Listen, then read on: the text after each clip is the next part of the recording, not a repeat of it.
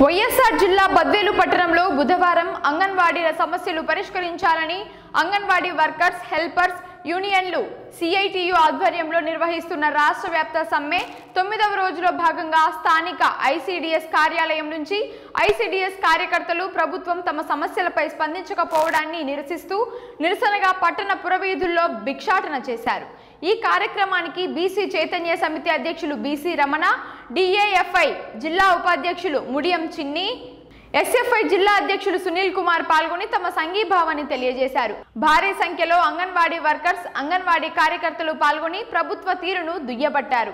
ఈ కార్యక్రమంలో సిఐటియు జిల్లా కార్యదర్శి కె శ్రీనివాసులు, అంగన్వాడీ యూనియన్ గౌరవ అధ్యక్షురాలు కె సుభాషిణి, ప్రధాన కార్యదర్శి ఆర్ హుసేనమ్మ, ప్రాజెక్టు నాయకురాలు సత్యవతి, కళావతి, డివైఎఫ్ఐ పట్టణ అధ్యక్ష కార్యదర్శులు ఎస్కే మస్తాన్, షరీఫ్, గంగనపల్లి నాగార్జున, మహిళా కన్వీనర్ సి గురుదేవి తదితరులు పాల్గొన్నారు। మేము ఎక్కువ అడగడం లేదు, తెలంగాణలో పెంచిన దానికి 1,000 రూపాయలు ఎక్స్ట్రానే అడుగుతున్నాం కానీ ఏమన్నా ఎక్కువ 30,000-40,000 అడుగుతున్నామా?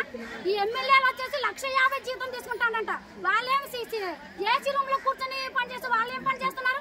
మేము కష్టపడి వంట వార్పు చేసి పిల్లల్ని కూర్చోబెట్టుకొని వాళ్ళ మూతులు కానీ కష్టపడుతున్నాం। మేము కష్టపడుతున్న జీతం ఆడుతున్నాం, మేము కష్టపడి జీతం అడగడం లేదు కదా।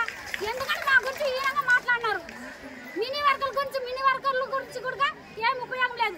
తెలంగాణలో 3,000 పైగా జనాభా 3,000 సెంటర్లకు మెయిన్ వర్క్ చేసినంత మా గురించి ఏమని అడుగుతున్నాం కదా। మా అంగన్వాడీల న్యాయమైన కోరికలు తీర్చాలని చెప్పి ఈ రోజుకి 8వ రోజు సమ్మెను కొనసాగించడం జరుగుతుంది। ఇప్పటికైనా కూడా మన గౌరవనీయులైన ముఖ్యమంత్రి గారు కన్ను తెరిచి అంగన్వాడీలపై దౌర్జన్యం చేయకుండా మా న్యాయమైన కోరికలు తీర్చాలని కోరుకుంటున్నాము। లేకపోతే మేము ఈ సమ్మెని ఇలాగే కొనసాగించి రేపటి నుంచి నిరాహార దీక్షకైనా కూడా పాల్గొంటామని సభాముఖంగా అంగన్వాడీల తరపున తెలియజేస్తున్నాము।